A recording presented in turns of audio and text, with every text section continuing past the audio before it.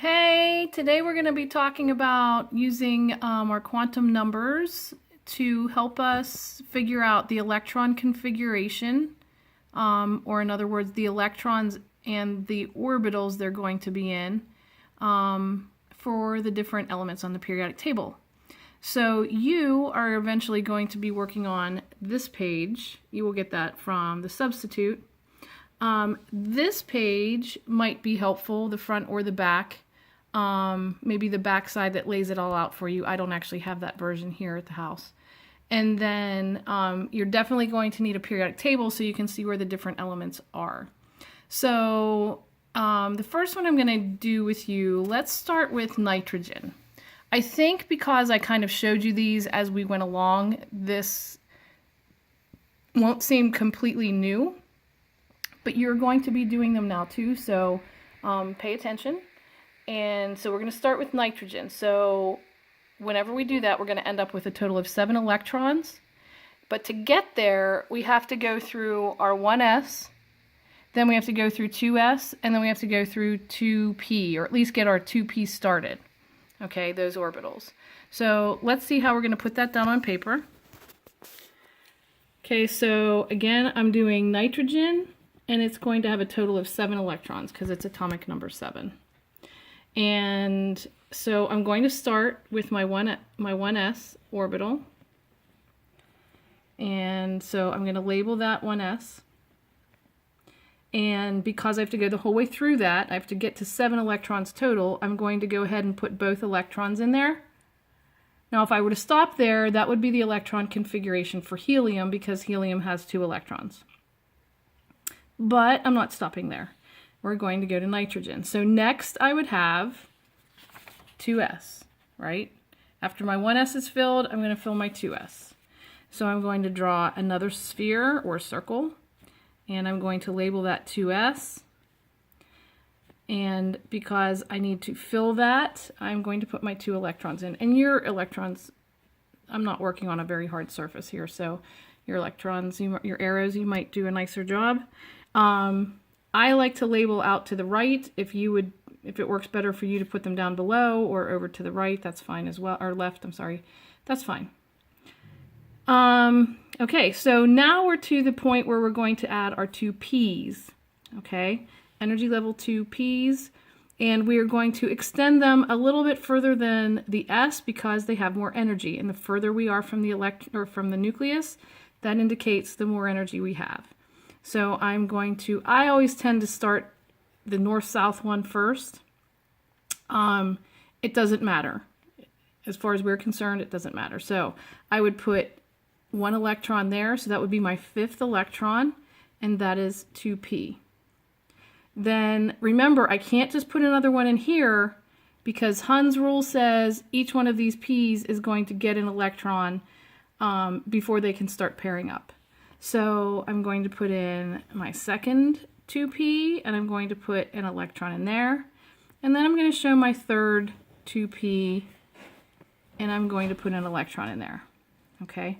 Now I'm only labeling one of these 2p's. If we labeled all of them, it would just get too crazy. That's all the further we need to go. Okay. So now I want to double check. Do I have 7 electrons? Does this make sense? 1, 2, 3, 4, 5, 6, 7. Absolutely it does. And notice I'm just labeling this 2p. One of them would be my px, one would be the py, and one would be the pz. I told you when we were looking at this, at the diagrams, that I want you to know that, but you don't actually have to label them as such. Okay? All right, so what if we then, let's look at, what if we did neon? Let's go to neon. So neon on the periodic table, here we just did nitrogen. We're going to go to neon. Okay, and so how would we do that one? And this is where you really start learning and picking up how this all works together because it's repetition. You have to start at the same place every time. We always start at 1s. We put both electrons in because we need a total of 10 now. So we're going to fill our 1s. We're going to fill our 2s. Then we're going to start our 2p.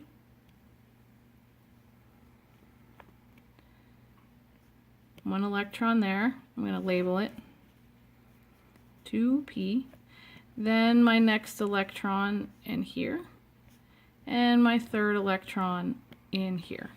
Okay, as far as my p's go. So now I have all 3 p orbitals at energy level 2. And now I'm not done. I would have 7 here. 1, 2, 3, 4, 5, 6, 7. This would be just like neon. But I have to finish. I have to get to 10. So here's where I'm going to go back and pair them up according to Hund's rule. So I'm going to put 8, 9, and 10. And I would be finished with that. Okay, so that's where we would be with neon.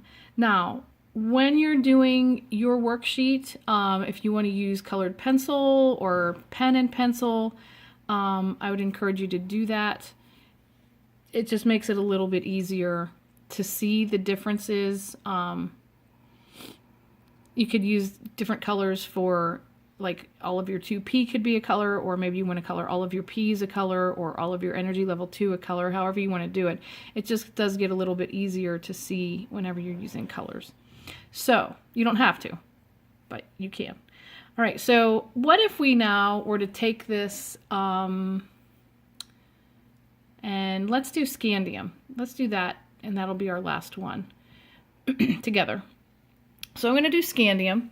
Scandium is right here, okay? Normally we don't draw a lot of d or f orbitals just because by the time we get there, and you'll see, it gets hard to distinguish the different orbitals. Excuse me. So, just because there's so much overlapping. So, we're going to get started. Again, we're going to look at 2s, then 2p. I'm sorry.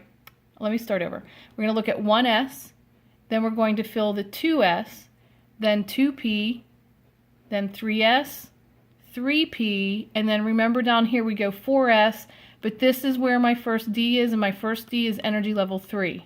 Remember, this is the gifted student who is supposed to be in 8th grade but is actually in 9th grade, okay? So these, because of that crazy D orbital shape, they're up with a little bit more energy than the 4th energy S, okay? And that's where we're going to stop. So let's get started. Again, repetition, because we're doing the same starting place. Scandium is number 21. So I'm going to write scandium. I want to make sure I have 21 electrons when it's all said and done. And I'm going to start with my 1s. And I'm going to put both electrons in there because I have a long way to go, and I know I'm not stopping there. Then I'm going to put 2s, fill that up. Then I'm going to go ahead and put my 2p.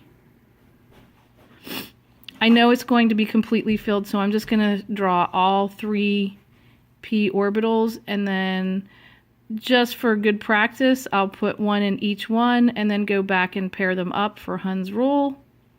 And that's 2p. Okay, and that's full. And if we stop there, we would have 10 electrons. 1, 2, 3, 4, 5, 6, 7, 8, 9, 10. But we have 11 more electrons to go. So next we're going to see 3s.